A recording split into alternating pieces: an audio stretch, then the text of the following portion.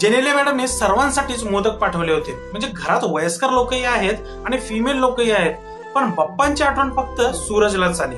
म्हणजे सूरज खरंच next level आहे, तो इमॅजिनेशनच्या बाहेर आहे. तो रोज असं काहीतरी ऍक्शन करतो ज्याने खरंच मी तरी शॉक होतो. म्हणजे आजकालच्या पॅरेंट्सला इतकं टेन्शन असतं की मी माझ्या मुलांना हे नाही दिलं तर ते असे होतील, त्यांच्याकडे लक्ष नाही दिलं तर ते असं करतील.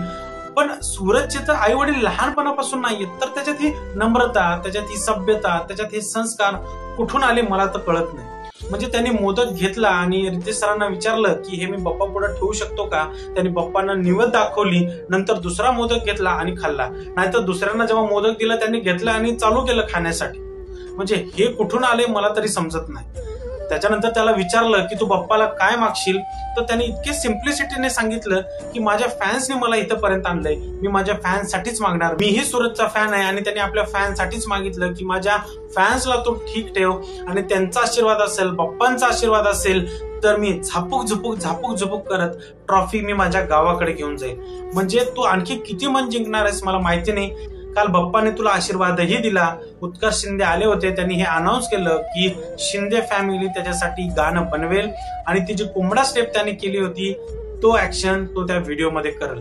म्हणजे तू ऑलरेडी बिग बॉसचा शो जिंकलाय, तुला फुल सपोर्ट आहे बाबा. म्हणजे तुझ्यासारखं प्युअर मन मी तरी बघितलं नाही. मी विचार करतो की दुसऱ्या कंटेस्टंट वरती व्हिडिओ बनवू, पण तू असं काहीतरी करतोस की व्हिडिओ बनवावा लागतो.